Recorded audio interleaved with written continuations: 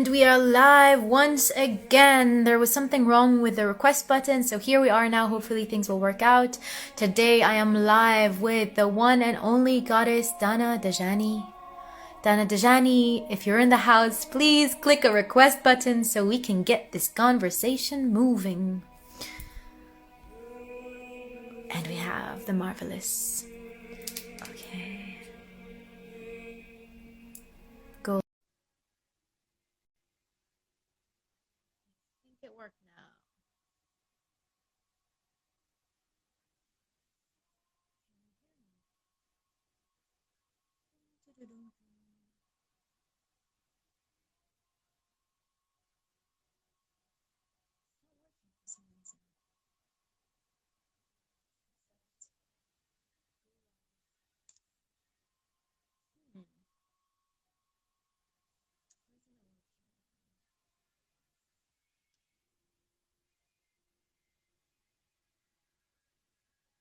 Can you guys hear me?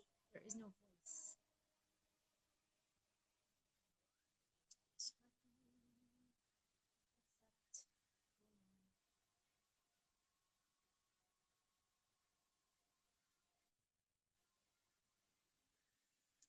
Hmm.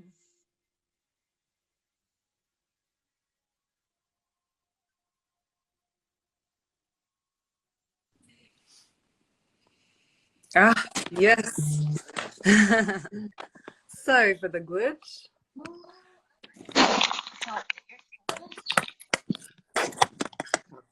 Okay. Welcome, finally. Here we are. Thank you for the beautiful introduction. I was with you even though I couldn't connect. I heard you talk about the Heartist. I thought that was beautiful. Yeah, I gave a really juicy intro and then I was just like, where is the goddess? I was Keeping the mystery alive. I'm used to being live in the flesh and still acclimating to the lives online. So Mm. I've gotten the hang of it entirely just Yeah, yet. it's a different zone. It's like you don't know where to go when something doesn't go wrong. You can't just fix the microphone. Yeah, right. How are you? Welcome, welcome. Thank I'm good. Reporting love from Amman. Where are you? you. In London. Ah, beautiful. One of my favorite cities. All the curly-haired goddesses in the house say hey. Welcome, welcome, dear Dana. I'm gonna give another brief intro because that one was deleted. So for those who do not know the great Dana Dajani, they must know the great Dana Dajani. I met you, I think 5 or 6 years ago. We were at Menna, one of our beautiful gatherings here in Jordan in the desert. And in Menna, we have these beautiful open mic nights around the fire. And one of the nights, Dana got up and performed her poetry. And of course, as one of the performers around this very sacred fire, everybody was magnetized and mesmerized, myself included. And the next day I was like, hey girl, you want to do a poetry workshop together? And we did that at Menna and it was beautiful. And I've seen you just thrive and prosper since in your art. And I think you were already doing it before. You're an actress, you're an MC, you're an artist, you're just a creator on all fronts. And I love it. And what I love specifically about your creations, Dana, is what a high quality of creation I'm witnessing and we're all witnessing. You know, there's a lot of people creating every day, kind of here and there, a bit everywhere, but every single time I watch something you've created, I'm wowed. Every single time. From the most recent one to the one with the bird to every month or two, you create something and it blows me off my chair. So this time I thought it was time to just introduce you to the audience. We have a lovely community here of awakened women who are really committed to their path, to finding their truth, to expressing their truth. So I think meeting people like you is going to be really inspiring to them to know it's real, to know it's not just a dream, it's an embodied life path that you have taken and that they too can learn from and follow if they listen to what we share today and hopefully connect on many fronts. So welcome, Dana. Welcome, welcome. Thank you for having me, Madiha, and for this beautiful recognition and together. I'm really excited to have this conversation. Are you a projector by any chance? Oh man, I'm not sure. Okay. Because projectors, like literally, I'm a projector as well, and we thrive on recognition. It's like that moment of like, ah, yes, yes, feels Me- so good. is that manifesto or projector? Which one? Who need an invitation? Projector. Yeah, okay, that's me. That's you. That's us. And that's such a magical way of flowing because it's like the right invitation will always come and we don't have to do much other than listen and follow. So, speaking of invitations, this is a great place to start. I'd love to hear from you, Dana. How did your journey start? When did the call, the first invitation to create begin for you? Mm. And maybe tell us a brief intro about yourself from your own voice. Sure. So from a young age, I really loved to read, and read out loud became my favorite pastime. I loved exploring Mm. storytelling. And so in school, I would always be the one like ready for the popcorn. Like I got it covered. Everyone hated it. Or being the narrator in the school play. Mm. So, yeah, just getting comfortable speaking in public. And I was in school plays, but I never really had the lead role, although I knew like this is for me. This being on stage is for me. I'm going to work at it. I'm going to get better. Mm. And I did theater all through school. Akid هلا when I got to the end of high school, my mom was like, don't think that this is something that you can do. You shouldn't do it. It's a hobby, right? It's something you do on the side. Yeah. Which was frustrating because I was good at many things. Nothing made me feel the way that performing made me feel. Nothing gave me the presence and like confidence in myself. And even though I succeeded in other areas of school. I started college and I studied business and I studied English. The condition for my parents is that I had to study this. Well, I got to university quite early, so it took me 6 months really to acclimate because I was so young. I just turned 17. So were you one of these like baby geniuses? I was really good at school. I love to learn, you know, reading, writing. This was my passion. And at some point I really thought I was like a talking head, you know. I was really disconnected from my body, and that's like my femininity is like coming back into my body, that this not just the mind, you know, because you're speaking, thinking, reading, writing. Yeah, eventually I dropped out of business. I dropped out of English. I was like, I just want to do theater. My parents didn't. They, you know, tried to cut me off, and I left home for a bit. Was my own in Chicago. I thought I don't need to study to be an actress. But eventually, with my parents' help too, I did go back to school. They really insisted that I get my degree. And I did graduate with my Bachelor of Fine Arts in Theater.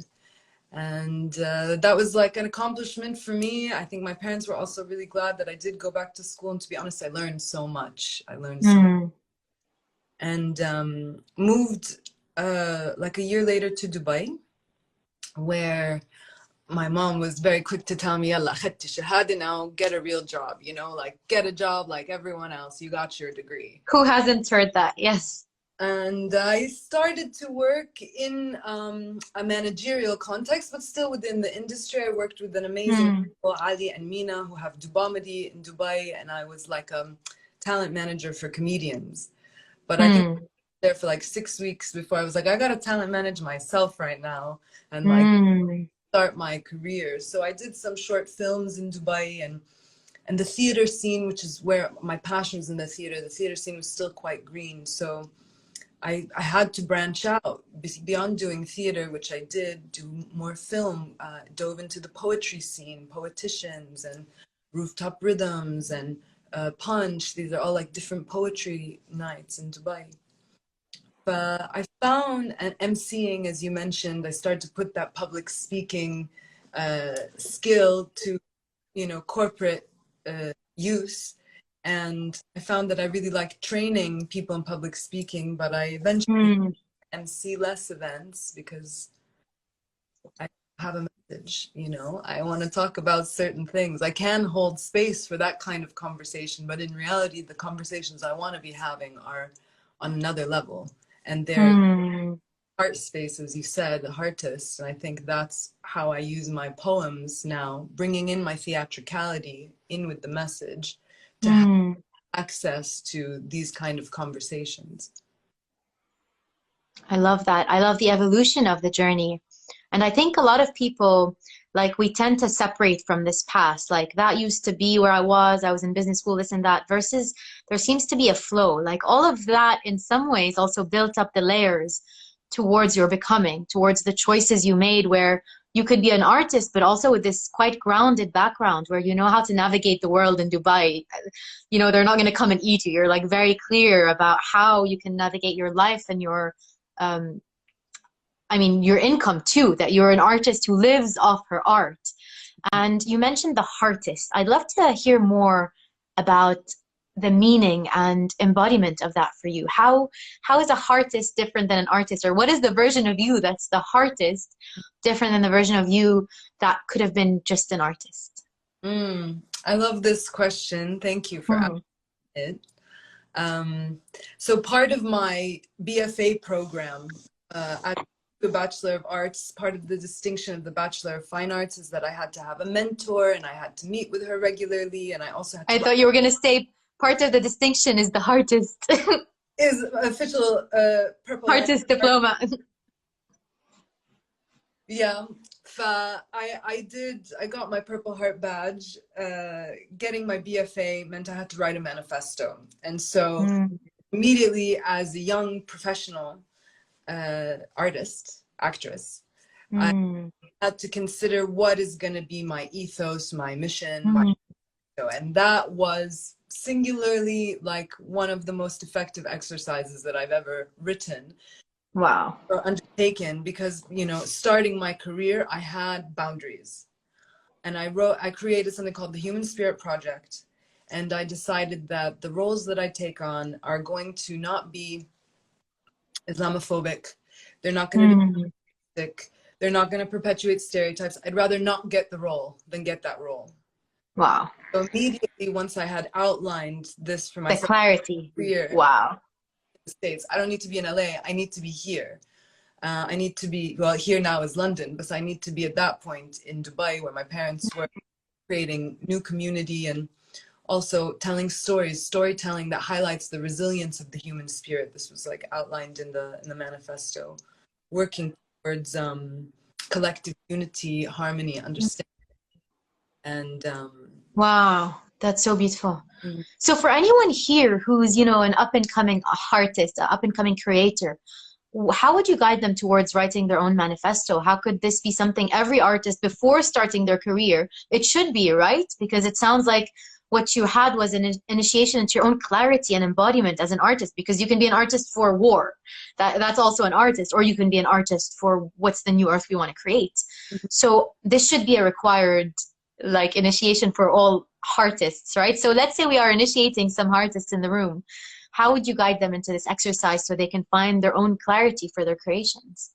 Yeah, so this is part of the exercises that I share in Write Yourself, which is one of my writing workshops, and to be able to look out and reflect on society at large, we need to have clarity of, and like the luxury of having looked within to see clarity, and from that space of clarity, look out.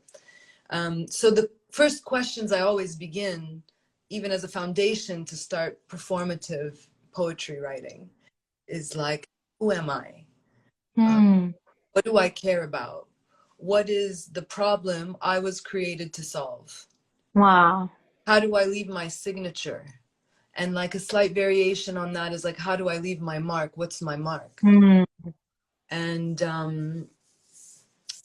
And whenever you can, ask yourself the question, who am I? You know, I do this every 6 months and then answer it in a way that I've never answered it before. So wow. Yeah. Sometimes it's like a poem, and sometimes it's a paragraph, and sometimes it's, you know, all of my titles. I'm a writer, I'm an actress, I'm a producer, this, that, and the other. I do the titles across and the projects below. One time I did that, and I noticed that I had way more writing projects than acting projects, and I had a shift in my perception of myself of like, oh, who acts. I'm not an actress who writes. And just these Mm. moments to who you are becoming in the process of becoming really helped me cultivate a piece of like, oh yeah, I'm not doing enough acting because I'm actually a writer these days who acts. Mm. That's so beautiful. And again, leaving space for the evolution of that becoming. Like today might be something in 6 months. And I think that shows in your art because it's quite multi-sensory, multi, what's the word, like uh, using many genres from like film to on the stage to poetry. And it feels to me like you're constantly exploring the possibilities and like your antenna is tuning to a frequency that feels right for the moment and you just are able to go with it. So I love this balance of your like flow and yet there's a penetration. There's like a driving it kind of fully, not just like peeking into the waters. Um, can you tell me about some moments that were, you mentioned one where you realized you're not an actress who writes, you're a writer who acts or something like that. You said every 6 months you ask yourself, who am I? Are there moments where you like surprised yourself with what you found with that beautiful, deep, spiraling question? Yeah, I think it's more that I can allow myself different ways of being and different ways of expressing so that I Mm, like tune into what my voice has for me, like has in this moment. And I don't mean my physical voice, I mean like my inner voice, my inner yeah, your soul voice. soul voice. Yeah. And that's where I feel the most free to express the Mm, page. And when I can give myself the permission, that invitation, I give myself the invitation to hold that mm, page, then it can come out with clarity. And then I can ingest it again to be able to speak it then and in mm, confidence. So like writing is really for me like therapeutic in many ways. mhm, mhm. For creating any. Beautiful. And I think that's what draws me to your art. I really feel like it channels your soul voice. And I think so many artists are out there trying to find their voice. You know, it's like you can sense when someone's just creating and you get the art versus the soul voice that the art is just an expression from that deeper place within. And it's because you've done the inner work and you're on the path and you do whatever needs to be done for you to access that place within yourself. So in terms of also all the people in the room with us today, I'd love to hear from you. How did you find your soul voice? We went a bit into that, but you know, like there's such a deep process there that can empower other people as well to figure out how do they find the soul voice? Because everybody wants to find it, but I think so few like you are able to actually find that soul spot and then bring it out. Well, maybe I share a poem and then we can use the poem as an example of Beautiful. how Yeah, I bring that. examined this moment, this feeling, Mm, experience, and integrated it into my life through writing a poem. mm, And actually, I should preface that there's many inspirations. Yes, it is an inspiration by experience, and also an invitation came. There's the invitation to write a poem inspired by a piece of music created by, mm, and that was part of a commission for an art festival in Dubai, Sikka Art Fair. And so the music was like super light and dainty melody box, and then it deconstructed into something really industrial, mm, and then went back to this light and dainty feminine and deconstruct. mm. So many artists were invited to respond, and the poem that I wrote came from this piece of music. Yeah, Mm. it's called "The Way We Are Wound." I love it. A sound takes me back to a memory, a wind up, and then a melody. As I watch a mechanical ballerina spin, silver box top reflecting jewels and trinkets within. And this is where the tragedy of comparison begins. Tall and perched on a pedestal, sad, As a young girl, I mirrored her as she spun around, perfect, surrounded by beauty, valued for their beauty. See, those stones are treasured because they're rare and unique. But in the features of a woman, are those the same qualities we seek? Or in the pursuit of self-materialization, do we sell our souls for empty idolization? On billboards, the gold standard is swapped for the gold ratio. Fit the mold and appreciation will follow. And this is the way we are wound. Beauty is not found, it is manufactured. Mm. Sweet femininity. Mm. Days of simplicity, basking in the warm sun, soaking up the adoration of my mom. What will I become? Anything is possible when you're young. Imagining different roles as we'd play, dress up, I'd often slip into a certain pair of my mother's shoes, ones with bright sequins in the shape of exotic fruit, waiting for the day that I would measure up, always in such a hurry to grow up, innocence fading, finger painting quickly replaced by makeup, shading my features, slowly jaded as time passed. I watched my shadow beneath me, angry at the sun for being so unflattering. I wanted long nails and a bust. A small was a must because the standard of beauty was predetermined in my 17 magazine, automated by the machine, carbon copy beauty queen mannequins pumped out on industrial work lines, silicone fillers and Botox pumped in to plump up laugh lines, and every god started to look the same, furthering the notion that our individual identities and conform to someone else's idea of normal. Barbie, plastic, nameless, static, confused in my own skin. All I wanted was to spin, ballerina thin to fit in, to age with dignity and grace, not replace the parts of me that reveal my age.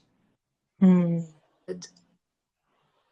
I learned to embrace them and love my body for its wabi-sabi, as the Japanese call it, perfect imperfections.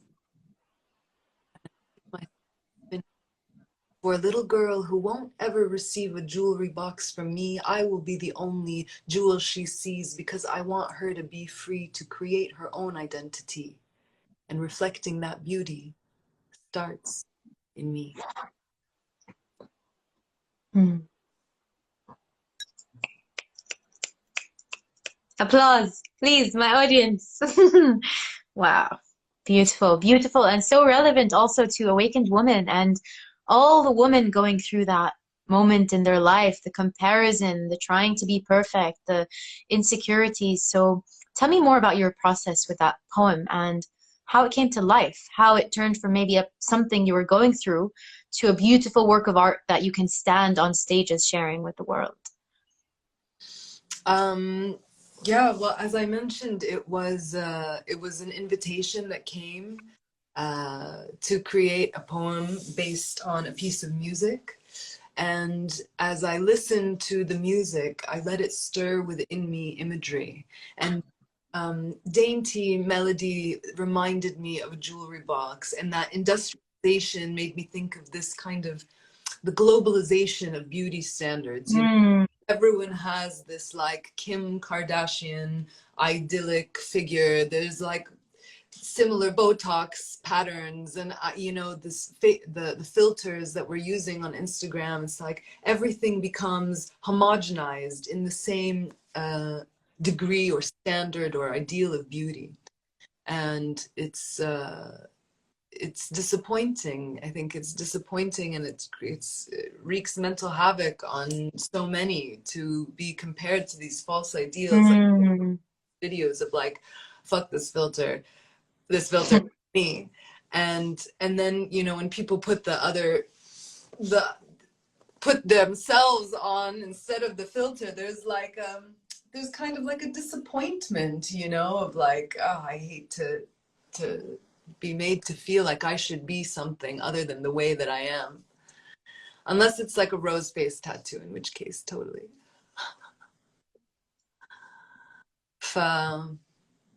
Yeah, so I listened to what the music moved in me and related it also to my own experience. And this is something that writing can do. It can transport the personal experience outwards so it can be made universal so that others can connect to it and realize, hey, I've had a similar experience. I'm not alone in that. Mhm. If I'm not alone in that and we all share this experience, what can we do to change this Mm. so that we don't keep feeling this way? And I think that's what the poem, or what I want the poetry to do, you know? I love that. And also relating to the manifesto you spoke about, what are some of the themes that keep coming up in your poetry and your art? What are some of the messages that you found really core to your expression? Well, I don't know if it's because I'm a Libra and I have this You're like a Libra? What? Libra sun or Libra rising? a Libra sun and Gemini rising, but I'm like a lot of Of course, Gemini rising. Yes. the mind and like the sword of justice. This is like it Mm, underscores a lot of what I do, you know. I try to investigate justice, you know, in the way that I can, in the topics that are mm, within that I feel mm. compelled to Yeah. write about. Yeah, so that's where my interest lies, is like I'm always Mm. for remedy or Yeah. And that's where the activism also comes in. And that's where the power of your work, where it's deeply personal. So it's an experience of like deep emotions, of coming into womanhood, of all these important moments in lives that are so relatable, but also like bigger, which is where the activism, the justice, Palestine, um, you've responded to a lot of things that have happened on the world. And that's where you kind of put your ego aside, right? To step more into mission and speaking for humanity, speaking for women, speaking for. So maybe that's part of it. Like, who are you speaking for? And justice seems to be one of the things that puts your work in that category of like change maker and speaking like to governments and politicians. And there was one you made during the presidential elections that was a beautiful one. So responding to the context rather than separating yourself from it. And that's really remarkable. Another thing I noticed with your work, Dana, is the high quality. Again, I also studied writing. I've been around artists my whole life, and a lot of people create. A lot of people create. They create on different scales, and it's not even about the scale. It's the quality of your work is always phenomenal. The quality of your work is like complete. You know, I don't know if it's about you spend a million hours on it or you just set that standard, but something about the craft itself, the way you when you offer it up, it's really like ready to be experienced is something I really admire. And I'd love to hear from you more about how you make that happen. For all the other people also in the room who, you know, it's so easy to release an art as soon as it's out. And I sometimes do that. And I've been jamming with Rawan. She's also a perfectionist. And for me, it's like I can sing a song and just put it out on my YouTube. I like the messiness. But for some people like you, Rawan, and maybe there's a version of me that also would love to operate at that level in terms of art. But this the high standard of everything that comes out, how do you maintain that? And how do you make that the standard for your work so that other people can learn also to learn from you for that? well, first of all, I say thank you for all of the really beautiful praise you just offered me for my work. It's like really nice to hear that that's what you think of it, and I appreciate everything that you said. Mm. And also, I never feel like anything I'm out is complete. Like so many just set a deadline, we push the deadline, we put it out, like Mm. we wish the sound was better, we wish this was different, we wish that was different. But at the end of the day, if you want to be creating Mm. at least at some level of frequency Yeah. that people keep up or care to keep up, then I have to just make decisions. And I would also say that, you know, these poems have been with me sometimes for a decade. I've been performing them live for 10 years, you know, Mm. inside me.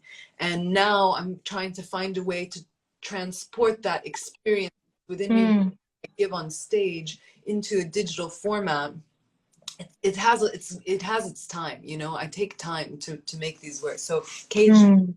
we took a year. Rami and I took a year to make that, and yeah, it's things take their time. It's really important. Mm. Like try and rush the process and realize that even if it takes 2 years, in 2 years it'll be out to the degree that you see it being out. And so I like surrender to. What's the longest you've spent on a piece of art?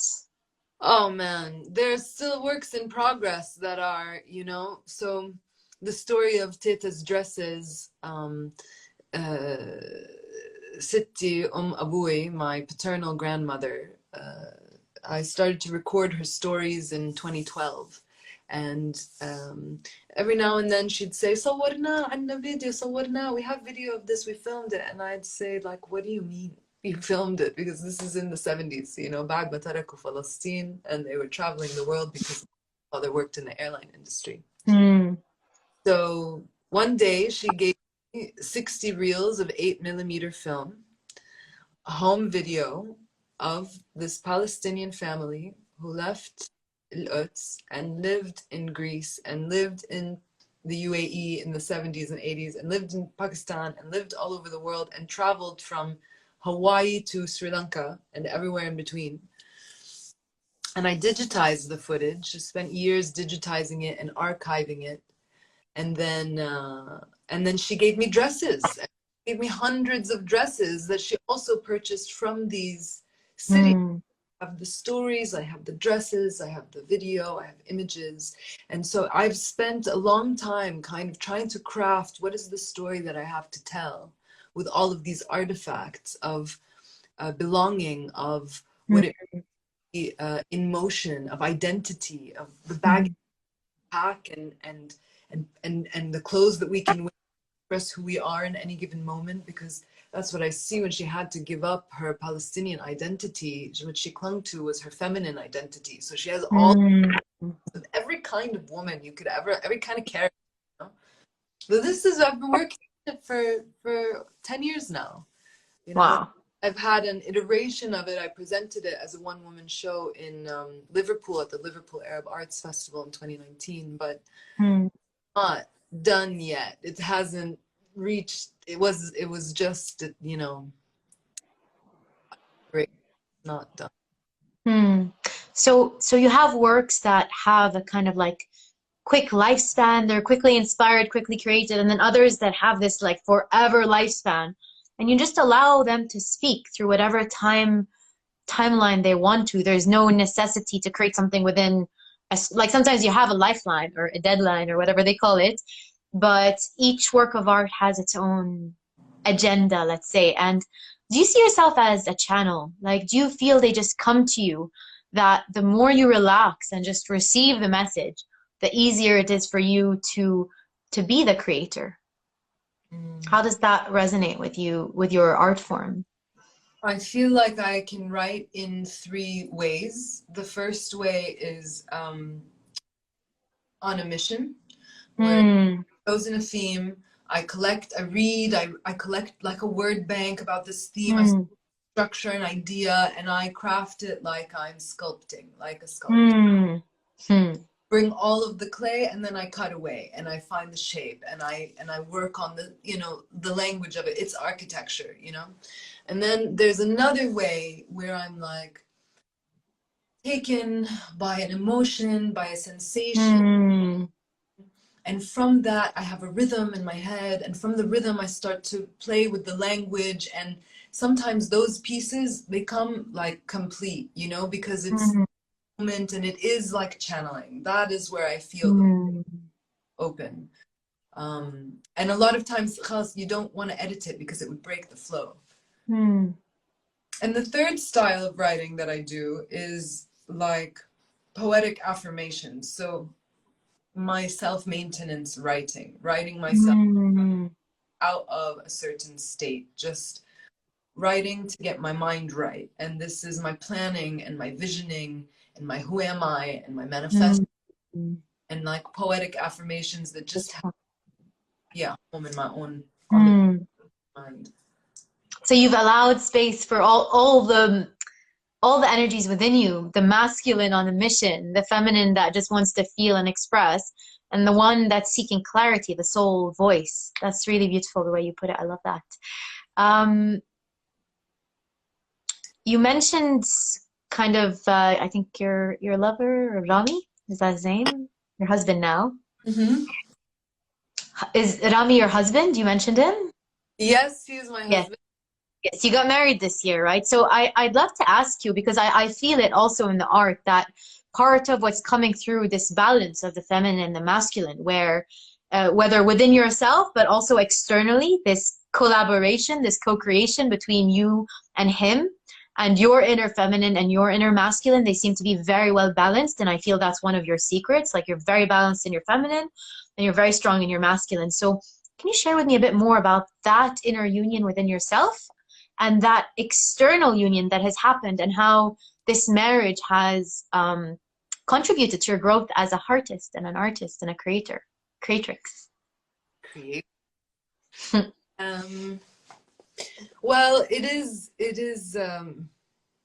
it's always like a balance of awareness of these two energies within myself, the feminine and the masculine. And in general, I felt like I needed to give the feminine more power within me. Just give the power to my masculine side, but to allow also power in my feminine side, and a submission in my masculine side, which is playing within the within the matrix of like receptivity and creativity. I think that is definitely the reason why there can be so many possibilities between Rami and I, because we both give space for the feminine and masculine in ourselves and within each other. And that's not to say it's clear to us at all. Like, we're figuring it out too, because there's so much programming of like gender roles and identity, and I think we're still discovering that and deciding on that every day. Tell me more about that complexity, because it's true that especially in the spiritual worlds, the worlds of consciousness, we talk about yin and yang, masculine, feminine a lot, and often it's quite simplified. And it sounds to me like in your experience, there's more nuances and depths of that spiral. So how has it been challenging to unite, to understand, to go deeper in that without generalizing and stereotyping and assuming and expectations? Tell me a bit more about the complexities of this dance. Well, like, I'm a really type A, you know,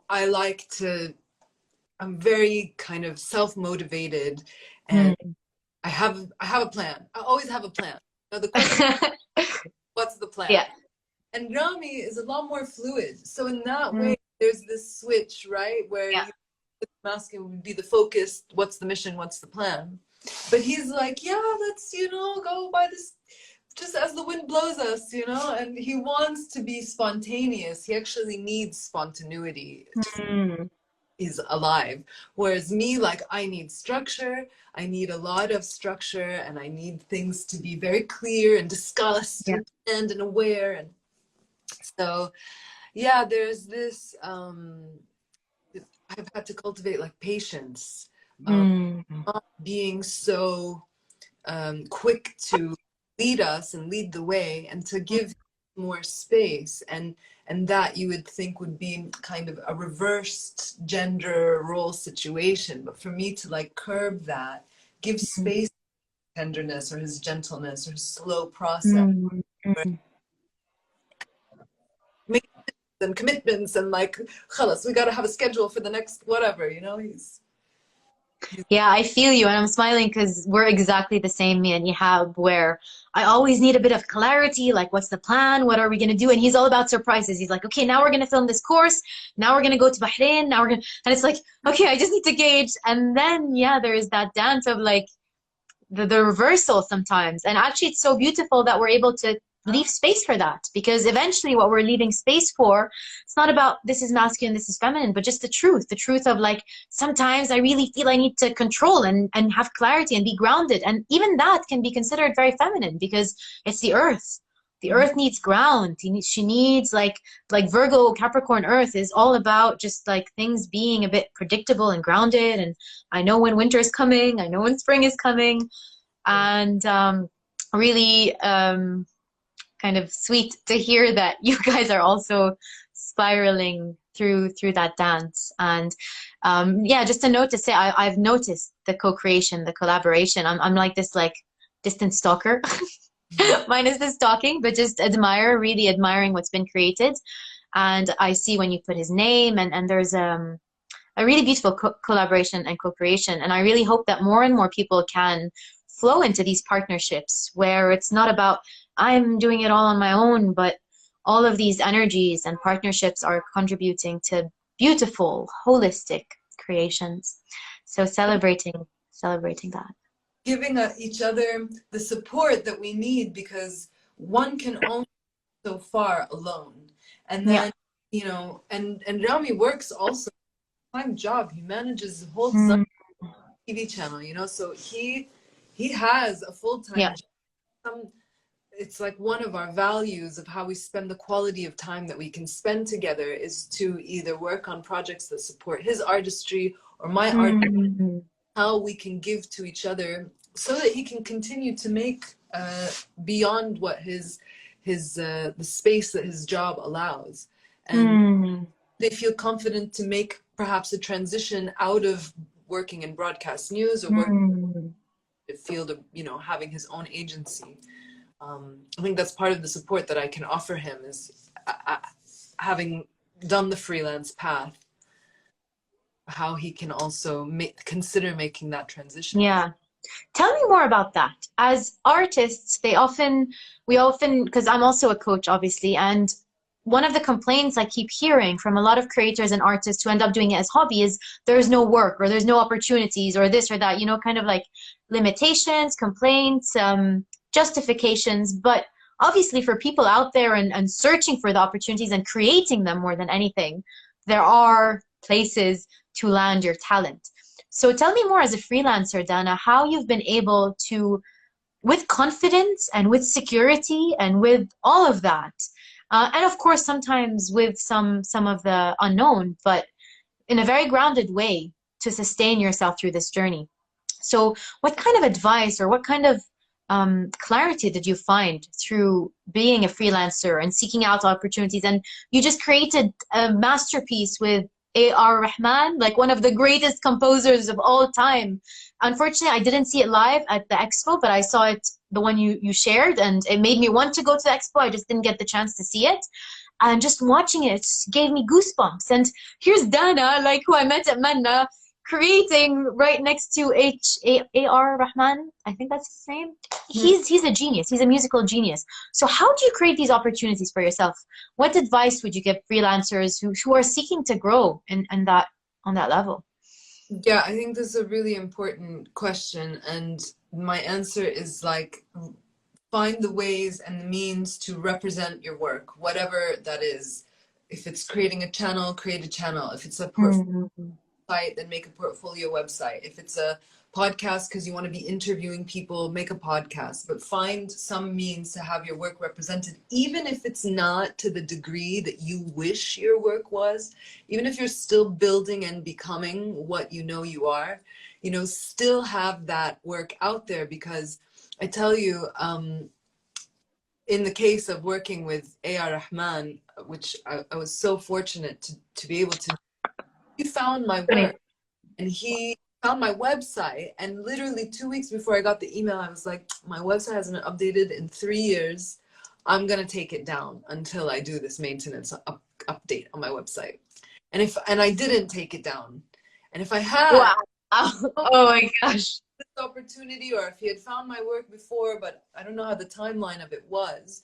But literally, like, we're never where we think we want. But don't be critical of yourself along the journey.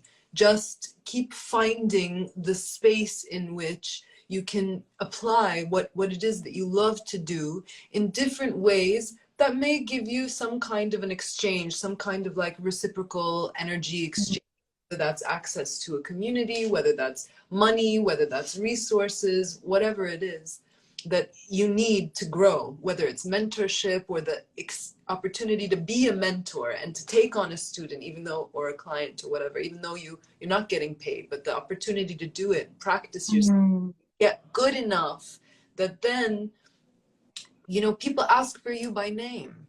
I very rarely apply to things. Alhamdulillah, I do still, of course, because I'm always seeking to find new opportunities. But so many of the opportunities that I've gotten to participate in have come my way. And it's because people know, like, I don't know what Dana is doing exactly, but she's doing something interesting. You should probably check over there, you know? Even if they can't quite name me because I'm Yeah. out of the box, you know? Yeah, I love that. And that's so true. There's the scene, what you put out, and then there's what you're doing internally, the kind of more energetic, many lifetimes, the power, the witchy kind of like there's a lot of energy being cultivated and just channeled through the art. So what would you say about these unknown levels or layers of Dana? What is true about these parts of your inner creation? Not what people see, but the stuff people don't see inside Yeah, what has been interesting for me is noticing that I don't always feel like outputting. I don't always feel like being out there. Sometimes I just need to be in process, and in you. process, not what I want to be transmitting. And I really need to cocoon, Yeah. hold that privacy, hold that process to then have the clarity enough to reflect outwards. And Mm. I feel pressured to always be presenting something, even, you know, Mm. true, to be authentic and be true to, but my process to feel safe, it needs space. It needs Mm. distance, needs that. So Mm. yeah, that's a bit on that. Yeah. It's my feeling when you were speaking is it's kind of like acknowledging the rhythm. So it's not just about going out there and doing, but retreating when you need to and really listening to that call when it's winter and you just want to cuddle and feel and be with yourself and not feel the pressure or need to give, which is art is giving. It's all this love and clarity and messages and energy and justice. It's like giving all of that. And then there's a time where Dana gets to just take it all in for herself. Although I wish I could say that it was like, so yeah. It's more like close the doors, nail the windows, nobody get in here. Yeah, it's not so like hot nirvana. And then spread some roses on the bed. Yeah, it can be dark. It's not Mm, actually that's the thing, is that when you are open to feeling deeply things as they are, mm, acknowledging the truth of what is, and you really are feeling with it, that can really hurt. It can be super painful, mm, because to hold what's happening in the world, like casually, you know, we're potentially on the path of worldwide war. And so the fact that this overhangs it, or like underscores my feelings, it means that, you know, I can be anxious about something and realize, oh my God, I'm anxious about what I've been reading in the news, and I don't have the space to talk about that. And so it comes out on the page, because that's where I get to officially, mm, I get to really hear myself out. mm, The voice that's pressed by society for the sake of like, can we not talk about it? You know, can we just mm, don't know what to do about it? So can we not talk about it? mm. Yeah. Yeah, and that's kind of you tuning into where you need to be in that time, no matter what's happening. And one of the things you also said is allowing yourself to hold space for all of it. Sometimes we just want to feel the joy, or we're in the sadness, and that's kind of the identity we've taken. But really, the allowance, it's not about putting boxes, but what is there? Can I receive it? And then if I receive it and I feel it, and I don't just feel it, I invite myself to go even deeper in it. That's where the heartist can be the channel, can be the messenger. Mm-hmm. And that's what you're living. So that's really beautiful, amazing, and inspiring. One last question for you, Dana, before we start to wrap it up. What's the dream? Like, let's say you have this vision, and no matter what it is, it's gonna happen. It's just like, and you know it's gonna happen. You're a projector, but you're also a great manifester. So what is the dream? Where is this leading for you? What is the ultimate vision you have for this purpose, this calling, this career? Is it just about creating from project to project, or is there a place where you envision like a utopia or some, I don't know, what is your dream? Where is this leading for you? Yeah, I like to check in with myself on what the vision is. I used to do it whenever I started a new journal, but nowadays I write on loose leaf and I put it into binders. I don't write in journals because I feel like I can Mm, have more ability to organize my thoughts. mm. Be that every time I started a journal, I would start with the vision. What is the end goal vision? And then I'd break it down into like long You term. mean the vision of the year or the semester? Like, The vision of my life. What is the yeah, grand vision? Where am I gonna end up, you know? yeah, And then I'd break it down into like long-term goal, short-term goal, immediate to yeah. do, just to like reset what am I working towards in my life. Mm, Um, I wish I could say like world peace was part of that vision. I guess the yeah. context of the world, yeah, definitely. Mm, And within that world, there's like a sanctuary of land, which is a space that at least mm, I can influence it within my direct control or mm, you know. And within that space, it's like a creative rehabilitation center. It's for art mm, burnt out from their city lives. It's from maybe people also make their way through mental health issues or issues of addiction and finding a path to recovery that's mm, inside out, that doesn't come from the outside and needs to mm, be integrated. So this space will work with the land, will take care of the earth, will take care of each other, experiment with different modalities of drawing, painting, dance, movement, theater, just a space where we can kind of create a new way. mm. So yeah, I that's love, I love that. I was feeling it when you're sharing it, and it touched on one more thing, which we kind of mentioned, but just to name it, which is the healing of art, how healing art can be, and the Heartist is kind of the healing in the art. It's not just the heart, but the like offering that medicine to humanity. And like you said, a lot of humanity has been wounded and pained in cities and modernity, and the soul is wounded. And it sounds like a very soulful sanctuary that you want to create. And it brings us back to where we started, where you were saying about um, part of what happened in your process from like the visions and the art and the poetry to the embodiment of it. So from this artist that's been roaming the world to a land and a place where the community can sit and circle and hug and share and express. Again, that's the embodiment of the poetry. And it's almost this vision of a poetic society. And for me, poetry is not something I write on a paper or something I watch Dana do. It's a way of being in the world that has meaning, that has soul, that has a message.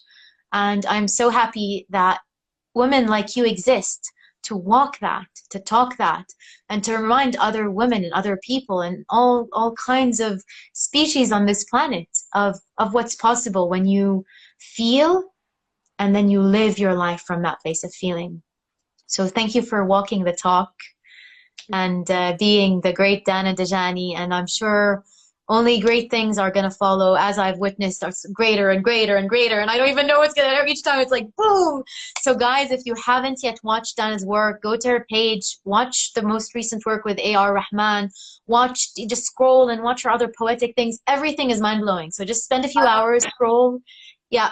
I want to share risk if I can, because it just like really sums up this like everything that you just said. So maybe leave on this note if you like. Let's If go for it. yeah, Yeah. if you don't risk anything, you risk more. Because then what has your life been for? No risk, no pain, no love, no gain. Each day just more of the same.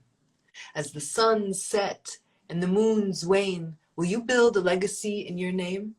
Because your skin was made to scab, meant to heal. You were built to try, meant to feel. Explore the worlds within and without. Make bold choices, banish doubt.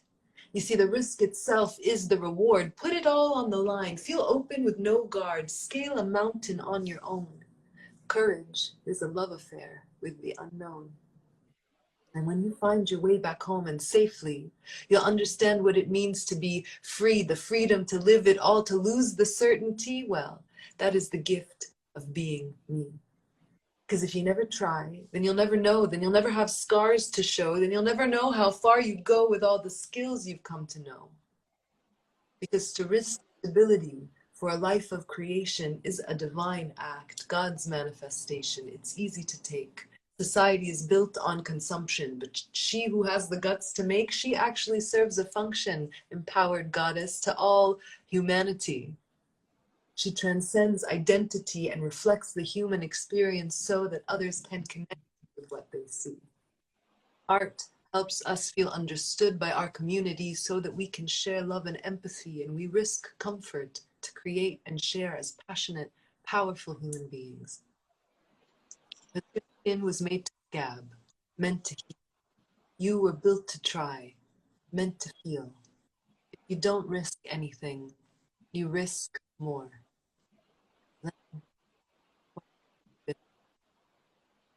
What's your for women? Thank you, Madiha, so much. That was so powerful. So many lines, so many moments, so many important messages. I feel it's like this is what politics should be. Spreading the light, reminding what's important. Courage is a love affair with the unknown. Damn, girl, where'd you get these lines? Every line is like boom, boom, boom, boom. Yeah, line in particular, courage is a love affair with the unknown, grew into my life through Osho, who I have poems with, but who I thought really, as a writer and speaker, shared some wisdom, maybe not so much through his practice, but that line in particular, I must credit him. Beautiful. Thank you for crediting. I feel that's a really important honoring also of those on whose shoulders we stand. And that's really beautiful. Thank you, Dana, for sharing yourself, your energy, your words, your message, your mission, and just being here with us today. It means a lot to me, and I'm sure everybody here with us enjoyed. We've been receiving a lot of beautiful wows. This was amazing. This made me cry. So thank you to everybody who joined us here today. I hope you enjoyed meeting the great Dana. And again, if you haven't yet checked her work, please go to her page, Dana Dajani Poetry, and make sure to leave a comment, leave a like, and just get in the flow because you need to be in that flow. Anyways, thank you, Dana. Have a beautiful evening. And your reflections and the space that you're holding, your voice so much. Thank you. Bye-bye. Bye, everyone. Bye-bye, bye-bye. Bye-bye, bye. Okay.